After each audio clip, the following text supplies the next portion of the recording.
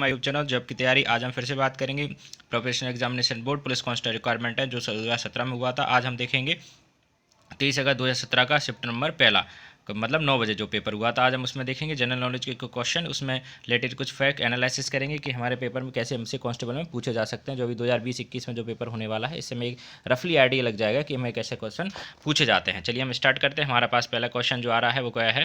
हमारे पास जो पहला क्वेश्चन है वो है हीराकुंड बांध किस नदी पर निर्मित है। ये शायद आपको सब पता होगा कि हीराकुंड बांध कहाँ पर है। इसका सही आंसर जो है वो है महानदी पर। महानदी पर जो है हीराकुंड बांध है। हम ऑप्शन और देख लेते हैं जिससे हमें पता चल जाएगा कि कौन सा बांध कहाँ पर है। पहला ऑप्शन है हमारा कृष्णा। कृष्णा जो नदी है उसके ऊपर कौन कौन से बांध बनाए गए हैं। इसमें दो बांध है, एक श्रीशैलम और एक नागार्जुन बांध।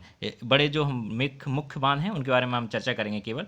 और जो हमारा थर्ड ऑप्शन है कावेरी, उस पर कौन कौन से बांध हैं, उस पर है कृष्णराज सागर और मैत्तूर बांध। इसमें भी दो बांध हैं जो प्रमुख रूप से पूछे जा सकते हैं। चौथा ऑप्शन हमारे पास नर्मदा। जो हमारा नर्मदा जो मध्य प्रदेश में बहती है उसका जो ऑप्शन जो बांध है उसमें कौन कौन से हैं। एक है मुख्य, उसमें है बरगी, एक आएगा बरगी और दूसरा है सरदार सरोवर।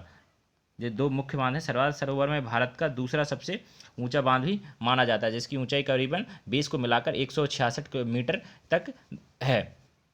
पूरा बेस और पूरा आपके ऊपर मापेंगे तो। चलिए ठीक है, नेक्स्ट क्वेश्चन देख लें। नेक्स्ट क्वेश्चन क्या है हमारे पास। हमारा नेक्स्ट क्वेश्चन निम्न में किसने INC मतलब कि इंडियन नेशनल कांग्रेस के ऐतिहासिक लाहौर सत्र की अध्यक्षता की थी। ऐतिहासिक सत्र जो हुआ था, ये लाहौर सत्र जो माना जाता है, जिसमें 1929 में जो हुआ था, इसमें अध्यक्षता की थी पंडित जवाहरलाल नेहरू ने। इसको इसलिए महत्वपूर्ण माना जाता है क्योंकि इसी में पंडित जी और पूरे नेशनल कांग्रेस जितने भी सदस्य थे उनके द्वारा पूर्ण स्वराज की मांग की गई थी। और इसमें रावी तट के किनारे जो इंडो पाक के पास है, इंडिया पाकिस्तान के तट के पास, वहाँ पर उन्होंने एक भारतीय झंडे को एक स्थापित केंद्र लहराया गया था पहली बार कि ध्वज को लहराया गया था। और 1929 में जो अधिवेशन हुआ था इसमें पूर्ण स्वराज की मांग की गई थी, इसलिए इस अधिवेशन को थोड़ा महत्वपूर्ण रूप से माना गया है। और इसके अध्यक्ष कौन थे? जवाहरलाल नेहरू जी। ठीक है फ्रेंड, चलिए नेक्स्ट क्वेश्चन देखते हैं। नेक्स्ट क्वेश्चन क्या है हमारे पास। हमारा नेक्स्ट क्वेश्चन है भारत में किस राज्य में सबसे कम जनसंख्या है। तो हमारा जो ऑप्शन है मिजोरम, सिक्किम, मेघालय, त्रिपुरा। तो हमारा राइट आंसर क्या हो जाएगा? सिक्किम जो राज्य है, सिक्किम राज्य में सबसे कम जनसंख्या है। और सब अगर हमसे कभी पूछ लेता है कि बताइए सबसे ज़्यादा जनसंख्या वाला राज्य भारत में कौन है, तो सबसे ज़्यादा जनसंख्या वाला राज्य वो है कौन है? वो है यूपी, उत्तर प्रदेश। उत्तर प्रदेश सबसे ज़्यादा जनसंख्या वाला राज्य है। हमारा नेक्स्ट क्वेश्चन है कौन सा शहर सन 1772 से 1912 तक भारत की राजधानी था। तो इसका सही आंसर क्या है हम देख लेते हैं। ऑप्शन हमारे पास कलकत्ता, दौलताबाद, दिल्ली और बॉम्बे। तो 1772 और 1912 के बीच भारत की जो राजधानी थी वो कौन थी? कलकत्ता शहर, जो कोलकाता आजकल हम पढ़ते हैं। ठीक है फ्रेंड्स, कलकत्ता जो भारत की पहले राजधानी थी। 1911 में क्या हुआ था, जो ब्रिटिश राज्य के क्राउन प्रिंस जिनका जॉर्ज पंचम था, वो अपनी पत्नी जो मैरी थी उनके साथ आए थे। उन्होंने घोषणा की थी 1911 में कि जो भारत की राजधानी है उसको स्थानांतरित किया जाएगा, कोलकाता से दिल्ली बनाया जाएगा। तो आज वर्तमान में हम जो देखते हैं दिल्ली, वो कब राजधानी हुई थी? वो बनी थी राजधानी 1911 में जिसकी घोषणा हुई थी। और 1912 में इसको लागू कर दिया गया था कि जो 1912 में आज से हमारी राजधानी क्या होगी? दिल्ली। इसमें काफ़ी बार कन्फ्यूजन हो जाता है, हमसे काफ़ी बार पूछता है ये भी कि जो भारत की राजधानी दिल्ली है वो कब बनी थी। तो कभी 1911 1912 में कन्फ्यूजन नहीं होना है फ्रेंड्स, क्योंकि 1911 में सिर्फ उसकी क्या कहता है घोषणा की गई थी, उसको जो आधिकारिक रूप से मान्यता मिली थी वो 1912 में। तो हमारा राइट आंसर हमेशा कभी पूछा जाएगा तो 1912 ही रहेगा। ठीक है फ्रेंड, चलिए नेक्स्ट क्वेश्चन देखते हैं। नेक्स्ट क्वेश्चन क्या हमारे पास। नेक्स्ट क्वेश्चन, निम्न नदी में से कौन सा सतपुरा और विद्या पर्वतमालाओं के बीच बहती है। तो साबरमती और नर्मदा, माची, तापी। तो इसका सही आंसर क्या होगा? नर्मदा। जो नर्मदा नदी है वो सतपुरा और विंध्याचल पर्वतमाला है उनके बीच में जो बहती है। इसका राइट आंसर होगा फ्रेंड्स। चलिए नेक्स्ट क्वेश्चन देखते हैं। नेक्स्ट क्वेश्चन क्या है हमारे पास। हमारा नेक्स्ट क्वेश्चन है मध्य प्रदेश का सबसे बड़ा राष्ट्रीय उद्यान कौन सा है। तो शायद ये आपको सभी को पता होगा कि हमारे पास जो सबसे बड़ा और सबसे पुराना जो मध्य प्रदेश का राष्ट्रीय उद्यान है वो कौन सा है? कान्हा किसली राष्ट्रीय उद्यान जो मंडला जिले में है, उसको सबसे बड़ा नेशनल पार्क होने का एक दर्जा प्राप्त है। तो इसका राइट आंसर क्या हो जाएगा? कान्हा किसली राष्ट्रीय उद्यान मध्य प्रदेश का सबसे बड़ा राष्ट्रीय उद्यान है। हमारा नेक्स्ट क्वेश्चन, इंडिया गेट के सैनिकों स्मारक के रूप में कब बनाया गया था। तो ये बनाया गया था किसकी याद में बनाया गया था? स्मारक किसकी याद में बनाया जाता है? सैनिकों की याद में बनाया गया था स्मारक। और ये क्यों बनाया गया था? क्योंकि वर्ल्ड वार जो फर्स्ट हुआ था, जिसमें भारतीय सेनाओं ने ब्रिटिश साम्राज्य के साथ मिलकर युद्ध लड़ा था, उसमें काफ़ी जो भारतीय सैनिक है वो शहीद हो गए थे। उनकी याद में ब्रिटिश जो राज्य था उन्होंने अपने एक आर्किटेक्ट थे, क्या नाम था उनका? एडविन कैंडसियर ने 1931 में जो इंडिया गेट है उसकी उद्घाटन करवाया था, उनका डिज़ाइन से उनको अगर हमसे पूछ लिया जाता है कभी कि बताइए कि इंडिया गेट की जो डिज़ाइनिंग है वो किसने की है, तो इसका हमें पता होना चाहिए कि उसका जो आर्किटेक्ट थे वो कौन थे, एडविन कैंडिसियर थे, और उन्होंने 1931 में इसको उद्घाटित करवाया था, मतलब डिजाइनिंग करके चालू करवा दिया था। और हमारा अगर हमसे कभी कभी पूछ लिया जाता है कि बताइए कि सैनिकों के स्मारक रूप में जो बनाया गया है वो किस युद्ध के लिए बनाया गया, मतलब प्रथम विश्व युद्ध के लिए या द्वितीय विश्व के लिए, बांग्लादेश युद्ध के लिए, भारत पाक युद्ध हुआ था 1965 उसके लिए। तो हमारा सही आंसर क्या हो जाएगा इसमें, इसमें हमारा होगा प्रथम प्रथम विश्व युद्ध में जो हमारे भारतीय सैनिक शहीद हो गए तो ब्रिटिश क्राउन की ओर से लड़ रहे थे, कभी करीब 90,000 जो सैनिक थे वो शहीद हो गए थे, उनकी याद में जो बनाया गया था। और एक फ्रेंड और इसमें फैक्ट याद कर लीजिए, 1971 में क्या हुआ था, जो हम आजकल वर्तमान में देखते हैं जो लॉ प्रज्वलित है इंडिया गेट के सामने, जो हम देखते हैं राइफल और एक कैप है, जो लॉ प्रज्वलित होती है हमेशा रहती है, उसको या बनाया गया था 1971 में चालू किया गया था। हाँ, और ये पहले इसका नाम इंडिया गेट नहीं हुआ करता था, पहले इसका नाम हुआ करता था ऑल इंडिया वार मेमोरियल, इसका फिर बाद में नाम चेंज करके इंडिया गेट बना दिया गया था। तो ये हमारे फैक्ट याद करने के लिए था जो मैं बताया आपको।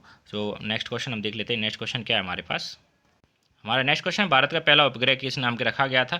तो भारत का पहला ऑप्शन, इसमें ऑप्शन देख लेते हैं, जो भारत के जो पहला उपग्रह है किस के नाम पे है, बारामिहिर, रामानुजम, भास्कर, आर्यभट्ट। तो हमारे जो गणितज्ञ थे आर्यभट्ट जी, उनके नाम पर ये रखा गया था। और ये कब लॉन्च किया था, ये हुआ था हमारा 19 अप्रैल को, 19 अप्रैल 1975, 1975 में सोवियत संघ की मिसाइल थी उसके द्वारा इसको लॉन्च करवाया गया था, क्योंकि हमारे पास उतनी टेक्नोलॉजी तब नहीं थी कि हम स्वयं इसको लॉन्च कर पाते। ये सिर्फ हमें उसको उपग्रह देख लग सकते अपनी क्षमता को जांचने के लिए उपग्रह को बनाया गया था। और इस उपग्रह को शायद से हमें पहला उपग्रह था तो काफ़ी अप्रिशिएशन भी मिला था इसको। दो हमारे पास जो दोनों 2 रुपये का नोट आता है उसमें भी आप पीछे देखेंगे तो चस्पा किया हो, उसका डिज़ाइन कुछ हेक्सागोनल या एक्टागोनल टाइप का है जो आपको देखने को मिल जाएगा। अगर इसकी लॉन्चिंग हमसे पूछी जाती कभी कभी तो लॉन्चिंग डेट क्या है, इसे 19 अप्रैल 1975 सोवियत संघ की सहायता से इसको लॉन्च किया गया था। अगर हमें कभी कभी पूछ लेता है कि बताइए रॉकेट का नाम क्या पूछा जिसके सहायता से इसको उपग्रह प्रक्षेपित किया गया था, तो उसका तो कॉस्मोस 3M, कॉस्मोस 3M जो रॉकेट थी उसके सहायता से इसको आर्यभट्ट जो उपग्रह था भारत का इसरो द्वारा इसको बनाया गया था उसको लॉन्च किया गया था। ठीक है फ्रेंड, चलिए नेक्स्ट क्वेश्चन देखते हैं। नेक्स्ट क्वेश्चन क्या है हमारे पास। हमारा नेक्स्ट क्वेश्चन है ज्ञानपीठ पुरस्कार जीतने वाली प्रथम महिला कौन थी। हमारे ऑप्शन है प्रतिभा रे, आशापूर्ण देवी, महाश्वेता देवी, इंदिरा गोस्वामी। तो हमारे पास जो राइट आंसर है क्या है वो आशापूर्ण देवी थी। उनके जो एक बांग्ला राइटर हैं, साहित्यकार हैं, नोवेल इन्होंने काफ़ी बांग्ला में लिखे हैं और इनको अवार्ड दिया गया था 1976 में, इनको ज्ञानपीठ अवार्ड मिला था। ये पद्मश्री विजेता भी रह चुकी हैं और काफ़ी सारे अवार्ड कल बांग्ला में इनको मिल चुके हैं। लेकिन अगर हमसे यहाँ पे पूछा जा रहा है कि केवल ज्ञानपीठ पुरस्कार जीतने वाली प्रथम महिला कौन सी भारत की, तो हमारा राइट आंसर क्या हो जाएगा, आशापूर्ण देवी जी हैं जो भारत की प्रथम महिला हैं जो बांग्ला में ये अपने साहित्य लिखती हैं। ठीक है फ्रेंड, चलिए नेक्स्ट क्वेश्चन देखते हैं। हमारा नेक्स्ट क्वेश्चन है किस बांध के विरुद्ध नर्मदा बचाओ आंदोलन आरंभ किया गया था। इस नर्मदा बचाओ आंदोलन किया गया था वैसे सरदार सरोवर बांध पे। सरदार सरोवर कहाँ बांध है, नर्मदा पे ही है। लेकिन इसको पहले जब 1965 में इसको जब बनाया गया था तब इसके जो दुष्परिणाम थे उसके बारे में किसी को ज़्यादा इतनी नॉलेज नहीं थी, क्योंकि जब इसको उद्घाटन हुआ तो इसके में बताया गया था कि बिजली उत्पन्न होगी, जो लाखों हेक्टेयर की भूमि बंजर है उसको सिंचाई रूप में पानी उपलब्ध होगा। लेकिन धीरे धीरे जब इसको बनना चालू हुआ तो लोगों जो स्वयंसेवी संगठन है उनको मालूम है कि अगर इसमें बांध बनता है तो काफ़ी लोगों का विस्थापन भी होगा। करीबन 248 लोगों के गांव के 1 लाख करीब लोगों को यहाँ से विस्थापित किया जाएगा, जो उनकी रोज़मर्रा ज़िंदगी है वहाँ से उनको पूरा गांव के गांव हटाने पड़ेंगे, जो क्योंकि अगर बांध बनेगा तो जलमग्न हो जाएंगे और उनके कारण उनका रहना एक दुभर हो जाएगा। इस कारण से उनको वहाँ से हटाया जाना काफ़ी ज़रूरी था। उसको विस्थापन के विरोध करने के लिए काफ़ी स्वयं संगठित संस्थाएं जो आगे आई थी, उसमें सबसे महत्वपूर्ण जो थी वो थी मेघना पाटकर जी। आपने काफ़ी बार नाम सुना होगा कि नर्मदा बचाओ आंदोलन से कौन विशेष रूप से जुड़ी हैं। 2001 में वो अनशन, 2006 के बीच में अनशन पर भी बैठी थी, क्योंकि जो नर्मदा की ऊंचाई, नर्मदा बांध की जो सरदार सरोवर की बांध की ऊंचाई थी वो 110 मीटर से बढ़ाकर 122 मीटर कर दी गई थी। इसका वो विरोध कर रही थी और इसमें ये केस काफ़ी बार सुप्रीम कोर्ट में भी पहुंचा। सुप्रीम कोर्ट ने भी एक इसमें बताया था कि अगर सरकार विस्थापन की व्यवस्था कराए पर अगर ऐसा नहीं कर पाती, विफल होती है सरकार, तो उसको क्या कर दिया जाएगा, इसका जो काम है कार्य रोक दिया जाएगा। ठीक है फ्रेंड्स, अगर हमसे अभी यहाँ पे पूछा गया है कि नर्मदा बचाओ आंदोलन प्रारंभ किया गया था तो कौन से बांध से किया गया था, ये सरदार सरोवर बांध जो नर्मदा पर स्थित है उसमें किया गया था। ठीक है फ्रेंड्स, अगर हम और इसके पॉजिटिव और नेगेटिव फैक्ट्स भी देखे हैं। अब नेक्स्ट क्वेश्चन देखते हैं। नेक्स्ट क्वेश्चन क्या है हमारा, नेक्स्ट क्वेश्चन है किन्नर सनी वन्यजीव अभ्यारण्य कहाँ पर स्थित है? हमारे ऑप्शन है तमिलनाडु, तेलंगाना, कर्नाटक, केरल। हमारा राइट आंसर हो जाएगा इसमें तेलंगाना। तेलंगाना में ये किन्नर सनी वन्यजीव अभ्यारण्य स्थित है। इसमें एक स्पेशल प्रकार का लाल मुँहा बंदर, जो छोटा, काफ़ी हाइट में भी छोटा होता है, वो पाया जाता है। इसलिए इसको काफ़ी महत्वपूर्ण भी माना जाता है, क्योंकि विलुप्तप्राय प्रजाति है शायद से वो, इस कारण से इसको महत्वपूर्ण माना गया है। किन्नर सनी वन्य अभ्यारण्य कहाँ पर स्थित है? तो फिर इसका राइट आंसर क्या हो जाएगा हमारा? तेलंगाना। ठीक है फ्रेंड, चलिए नेक्स्ट क्वेश्चन देखते हैं। हमारा नेक्स्ट क्वेश्चन, 2017 में सीनियर राष्ट्रीय फुटबॉल चैंपियनशिप संतोष ट्रॉफी किसने जीती थी? हमारे ऑप्शन है गोवा, झारखंड, पश्चिम बंगाल, केरल। लेकिन ये 2017 का, हम 2018-19 में जो हुआ था उसका देखेंगे कि 2018-19 में यानी एक टूर्नामेंट हुआ था संतोष ट्रॉफी। काफ़ी बार हमसे पूछ भी जाता है कि संतोष ट्रॉफी किससे रिलेटेड है। तो संतोष ट्रॉफी किससे रिलेटेड है? फुटबॉल से। जो फुटबॉल गेम होता है उससे रिलेटेड है संतोष ट्रॉफी। और अगर इसको पूछेंगे 2018-19 में जो जनवरी 2020 में इसका आयोजन हुआ था, वो कहाँ पर है, मतलब किसने जीती थी? तो जीती थी सर्विसेज ने। सर्विसेज है उसने जीती थी, और इसको किसको हराकर जीती थी? उप विजेता कौन थे? इसके पंजाब थे। इसको 1-0 से सर्विसेज ने हराकर ये संतोष ट्रॉफी अपने नाम की थी। ठीक है फ्रेंड्स, चलिए नेक्स्ट क्वेश्चन देखते हैं। नेक्स्ट क्वेश्चन क्या है हमारे पास? हमारे पास नेक्स्ट है, भारत राज्य वन रिपोर्ट 2015 के अनुसार किस राज्य में प्रतिशत में वनों का सबसे बड़ा वन आवरण है? तो हमारा ऑप्शन है अरुणाचल प्रदेश, मिजोरम, आंध्र प्रदेश, मध्य प्रदेश। तो वैसे तो हमारा अगर अब देखे जाएंगे, पता नहीं इसका राइट आंसर कौन सा बता रहा है, लेकिन हमारे पास शायद इसमें सबसे ज़्यादा अगर परसेंटेज में भी देखते जाते हैं तो 30 से 33% के करीब मध्य प्रदेश में वन आच्छादित प्रदेश है। लेकिन इसमें अगर राइट आंसर देखेंगे तो राइट आंसर मिजोरम बता रहा है। लेकिन मिजोरम में क्या है, एरिया कम है, इसलिए इसका परसेंटेज बढ़ जाता है। अगर हम एरिया कवर्ड बाय देखेंगे तो जैसे मध्य प्रदेश आंसर आएगा इसका सही, लेकिन अब परसेंटेज में देखेंगे तो मिजोरम इसमें राइट आंसर हो जाएगा। ठीक है फ्रेंड्स, इसमें कन्फ्यूजन नहीं होना है, क्योंकि अगर परसेंटेज में देख रहे हैं तो मिजोरम ज़्यादा जा रहा है। अगर एरिया कवर्ड में टोटल एरिया देखेंगे तो मध्य प्रदेश में वन आच्छादित प्रदेश का ज़्यादा होगा। ठीक है फ्रेंड, चलिए नेक्स्ट क्वेश्चन देखते हैं। नेक्स्ट क्वेश्चन क्या है हमारे पास? हमारे पास नेक्स्ट क्वेश्चन है, मध्य प्रदेश के नेता नेहरू के मंत्री बने, पहले रक्षा मंत्री, बाद में गृह मंत्री बने, तो ये कौन से थे? का आप देखे नहीं, शिव बहादुर सिंह, शिव शंकर शुक्ला, कैलाश नाथ काटजू, शंकर दयाल शर्मा। तो हमारा राइट आंसर कौन सा है? कैलाश नाथ काटजू। 1951 टू 1955 में ये बीच में कश्मीरी नेता हैं, एक राजनीतिज्ञ भी हैं। इनको नेहरू जी ने अपने मंत्रिमंडल में रक्षा मंत्री बनाया, बाद में गृह मंत्री। और इनका एक और फैक्ट याद कर लीजिए, एमपी के भी सीएम रह चुके हैं।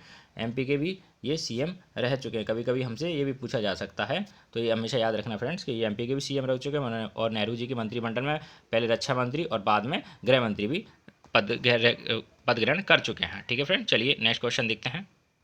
हमारा नेक्स्ट क्वेश्चन है, पंचशील समझौता की घोषणा किनके द्वारा की गई थी? पंचशील समझौता हम देख लेते हैं कब हुआ था। 1954 में भारत गवर्नमेंट और चाइना, भारत और चाइना के बीच में एक समझौता हुआ था, जिसको हम पंचशील समझौता कहते हैं। ये नेहरू जी थे तत्कालीन प्रधानमंत्री, उस समय के प्रधानमंत्री, जिनके द्वारा ये किया गया था। इसमें एक था कि भारत और चाइना के बीच ये समझौता कि भारत के चाइना के आंतरिक मामलों में हस्तक्षेप नहीं करेगा, शांतिपूर्ण वार्ता रखेगा और परस्पर नई टेक्नोलॉजी वगैरह में सहयोग भी करेगा। इसके अनुसार ये 5 कुछ फैक्ट थे जो करने थे कि भारत चाइना पे हमला नहीं करेगा, चाइना भारत पे हमला नहीं करेगा, ये सारी चीज़ें इसमें थी। लेकिन परंतु क्या हुआ था, 1959 में जो दलाई लामा थे, जो तिब्बत क्षेत्र के थे, तिब्बत में एक विरोध प्रदर्शन हुआ था, जो चाइना के अंडर में नहीं आना चाहता, तो उन्होंने विरोधियों ने चाइना के विरुद्ध चाइना में आंदोलन कर दिया था। उसके फलस्वरूप क्या होता, चाइना ने दलाई लामा जो वहाँ के गुरु हैं, उनको भारत ने सलाह दी, वो पनाह दी थी अपने यहाँ पे। इससे चाइना रुष्ट हो गया था, और उस कारण से 1962 में चाइना ने भारत पे आक्रमण भी कर दिया था। इसी कारण, क्योंकि पंचशील समझौते के तहत भारत चाइना के आंतरिक मामलों में हस्तक्षेप नहीं करना था, लेकिन उसने हस्तक्षेप किया और इस परिणामस्वरूप ये युद्ध भी हुआ। ठीक है फ्रेंड्स, और अगर हमारा ये पूछता है कभी तो पंचशील समझौते के सेक्शन के द्वारा की गई थी, तो इसका राइट आंसर क्या हो जाएगा? जवाहरलाल नेहरू जी थे प्रधानमंत्री तब के 1954 में, जब ये समझौते की घोषणा की गई थी। ठीक है फ्रेंड्स, नेक्स्ट क्वेश्चन देखते हैं। हमारा नेक्स्ट क्वेश्चन, भारत के न्यायवादी अटॉर्नी जनरल की नियुक्ति किसके द्वारा की जाती है? ये शायद आपको पता होगा। भारत के वर्तमान में पहले हम देख लेते हैं, भारत के महान्यायवादी है कौन, कौन होता है? भारत का जो महान्यायवादी होता है, जो एक वकील लॉयर कवर करता है भारतीय गवर्नमेंट को, जो कानूनी रूप की उनकी सलाह देता है और केवल उन भारत का सुप्रीम कोर्ट में पक्ष रखता है। अगर इसकी योग्यता के देख लिया जाता है, भारत के जो महान्यायवादी, उसकी योग्यता रहती है कि वो सुप्रीम कोर्ट में न्यायाधीश बनने का योग्यता रखता हो। ठीक है फ्रेंड्स, इसकी एक योग्यता होती है। और इसकी नियुक्ति अगर देख लेते हैं तो नियुक्ति कौन करेगा? ये राष्ट्रपति, मंत्रिमंडल की सलाह पर राष्ट्रपति इसकी नियुक्ति करता है। और इसे अगर हम अनुच्छेद पूछता है तो अनुच्छेद इसका वर्णित है अनुच्छेद नंबर 76(1) में। ठीक है फ्रेंड्स, इसका एक अनुच्छेद है जिसमें इनके भारत के जो महान्यायवादी हैं वो वर्णित है कि उनका पद क्या रहेगा, उनकी नियुक्ति कैसे होगी। ठीक है फ्रेंड्स, और अगर हमसे पूछ लेता है कि भाई बताइए भारत के वर्तमान में कौन है, तो वो कौन है, के वेणुगोपाल। के वेणुगोपाल जी हैं जो वर्तमान में भारत के मुख्य न्यायाधीश हैं, यानी मान लीजिए भारत सरकार के जो अभी लॉयर हैं, जो अपना पक्ष सुप्रीम कोर्ट में रखेंगे भारत सरकार का, ठीक है, और जो कानूनी रूप से उनको सलाह भी देंगे, ठीक है। चलिए नेक्स्ट क्वेश्चन है हमारा। नेक्स्ट क्वेश्चन, सिखों के 5वें गुरु कौन थे? हमारे ऑप्शन है गुरु गोविंद सिंह, अमरदास, अंगद और अर्जुन देव। तो हमारे जो राइट आंसर क्या हो जाएगा, इसका राइट आंसर हो जाएगा गुरु अर्जुन देव। अर्जुन देव के बारे में एक कहा जाता है कि जो उनके गुरुवाणी थे उनमें सबसे ज़्यादा वाणी अर्जुन देव की ही है, और उनको जहांगीर ने काफ़ी यातनाएं देने के बाद मृत्युदंड दे दिया था, क्योंकि इन्होंने इस्लाम धर्म कबूल करने से मना कर दिया था, ठीक है फ्रेंड्स। अगर हम कभी कभी हमसे ये सारे गुरुओं के बारे में पूछ रहा है, तो आप एक बार 1 से लेकर 10 गुरु जितने भी थे उनके बारे में एक याद कर लें, उनके बारे में कुछ फैक्ट याद कर लें कि उनकी मृत्यु कैसी हुई, उनका जन्म कहाँ हुआ, उनके द्वारा किए गए प्रमुख कार्यों के बारे में भी जानकारी एक बार लिख लें और याद कर लें, ठीक है फ्रेंड। चलिए नेक्स्ट क्वेश्चन देखते हैं। नेक्स्ट क्वेश्चन, उज्जैन प्राचीनकालीन अवंती राजधानी थी और इनका शासन था, तो वहाँ किसका शासन था? तो हम काफ़ी बार इनका नाम हमने सुना भी होगा, राजा विक्रमादित्य थे जिनके अंडर में ये अवंती राजधानी उज्जैन की बनाई गई थी, और उनके शासनकाल में ये वहाँ के राजा थे, जो क्या नाम था उनका, राजा विक्रमादित्य, ठीक है फ्रेंड। चलिए नेक्स्ट क्वेश्चन देखते हैं हमारा। नेक्स्ट क्वेश्चन, उत्तर प्रदेश की पहली महिला राज्यपाल कौन थी? हमारे पास ऑप्शन है शारदा मुखर्जी, सरोजिनी नायडू, एनी बेसेंट, विजय लक्ष्मी पंडित। तो हमारा राइट ऑप्शन क्या था, सरोजिनी नायडू जी तो जो उत्तर प्रदेश की पहली महिला राज्यपाल बनने का गौरव हासिल इनको प्राप्त है, ठीक है फ्रेंड्स। एक फ्रीडम फाइटर रह चुकी थी, और इन्होंने भारतीय झंडे का भी एक डिज़ाइनिंग तैयार किया था, और ये यूपी की पहली महिला राज्यपाल भी रह चुकी थी आज़ादी के बाद, ठीक है फ्रेंड। यहाँ पे हमारा ये वीडियो खत्म हुआ। आज हमने देखा कि कांस्टेबल में कैसे क्वेश्चन हमसे पूछे जा रहे हैं और कैसे क्वेश्चन हमसे पूछे जा सकते हैं, हमने उनका एनालिसिस किया, उसके रिलेटेड कुछ फैक्ट भी जाने। अगर आपको मेरा वीडियो पसंद आया हो तो प्लीज़ लाइक सब्सक्राइब जरूर करें, और तब तक के लिए जय हिंद, जय भारत।